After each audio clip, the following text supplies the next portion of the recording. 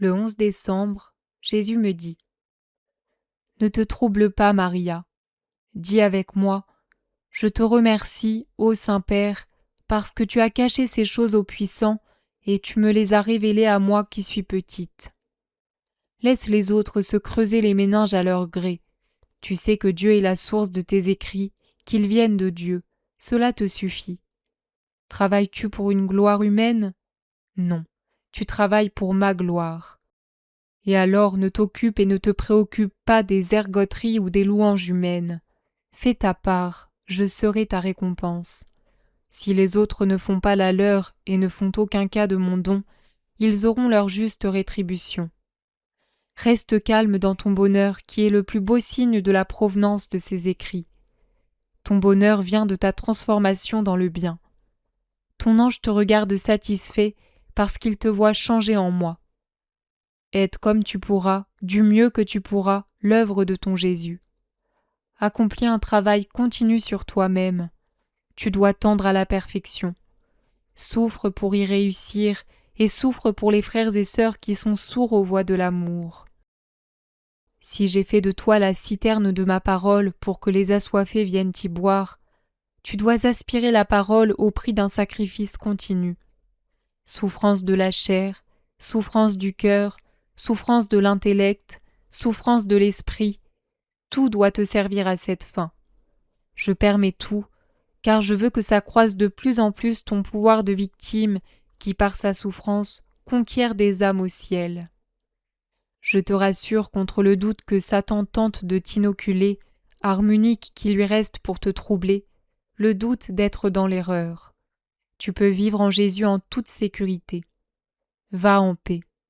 Même si le monde repoussait ton don, je ne t'enlèverai pas le miel de ma parole, et elle resterait tout en toi comme dans un coffre royal dont tu serais la reine absolue.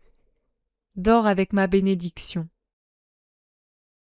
Jésus dit : Quand le Créateur créa la terre, il la tira du néant en rassemblant les gaz de l'éther, déjà créés et devenus le firmament, en une masse qui se solidifia en tournant telle une avalanche météorique qui grandissait de plus en plus autour d'un noyau primitif.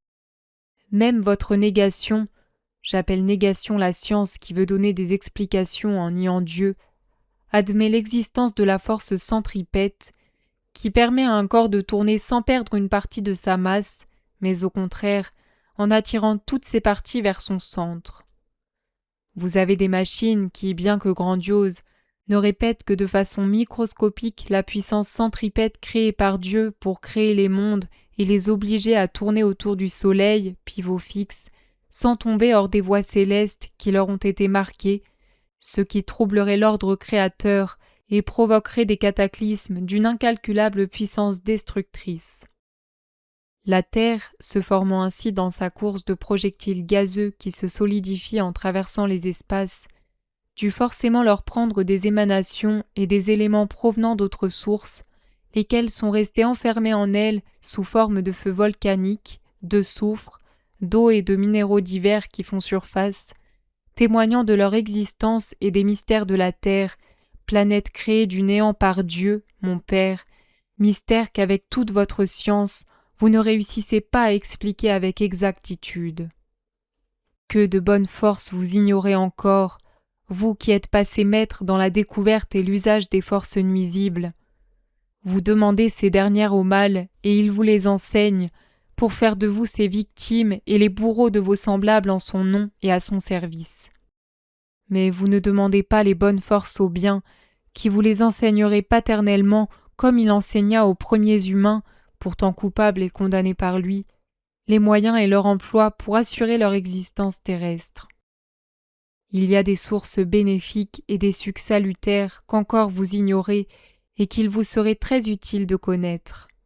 Et ce n'est pas tout. Il y en a quelques-uns que vous connaissez, mais que vous ne voulez pas utiliser en préférant d'autres, véritables drogues d'enfer qui ruinent votre âme et votre corps.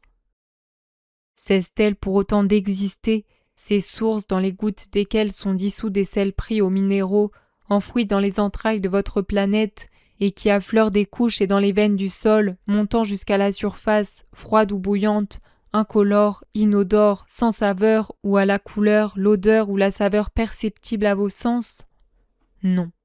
Elle ne cesse de se créer à l'intérieur de la terre, comme le sang dans votre corps par un processus d'assimilation et de transformation continue, comme celui qui dans votre estomac transforme les aliments en sang, nourrissant les tissus et les moelles, les organes et les cellules qui produisent le sang à leur tour. Elles continuent de suinter comme la sueur continue d'affleurer à travers les tissus. Elles obéissent. Si cela n'était plus le cas, des déflagrations se produiraient et la terre exploserait, telle une chaudière sans soupape, vous donnant la mort. Maria, je veux que tu sois comme une de ces sources. Je te nourris par un processus d'assimilation à moi que ma bonté a voulu. Mais toi, sans te préoccuper si les malades de l'esprit viennent ou ne viennent pas à toi pour boire ce qui suinte de toi et qui est ma parole, tu dois continuer ta mission de source qui se remplit et qui laisse qu'on y puise, ou qui, si ceux à qui elle s'offre plus spécialement et qui devraient y puiser le plus ne le font pas, car ils ne la croient pas salutaire et sainte, déborde, faisant ainsi bénéficier ceux qui viennent en contact avec elle par hasard. J'alimenterai toujours en toi la source de ma parole. Il me suffit que tu me donnes amour, humilité, volonté, esprit de sacrifice. Mais si tu as l'amour, tu as déjà tout, car il engendre chaque vertu. Celui qui aime est humble avec l'être aimé, en qui il voit toutes les perfections. Celui qui aime est plein de bonne volonté envers l'être aimé pour le contenter. Celui qui aime ne ressent aucune répugnance pour le sacrifice, si ce sacrifice peut être utile à l'être aimé. Cela vaut pour les amours humaines, et 100 fois plus pour l'amour surhumain. Et toi qui connais déjà le fruit de l'humilité et du sacrifice, deux aimants puissants qui m'attirent avec tous mes dons surnaturels, pousse jusqu'à l'anéantissement et jusqu'au délire l'humilité et le sacrifice. Vivent les victimes qui délirent pour l'amour divin, qui sont ravis en lui, les vainqueurs du monde qu'ils foulent à leurs pieds, et les conquérants de Dieu, du Christ, victime suprême.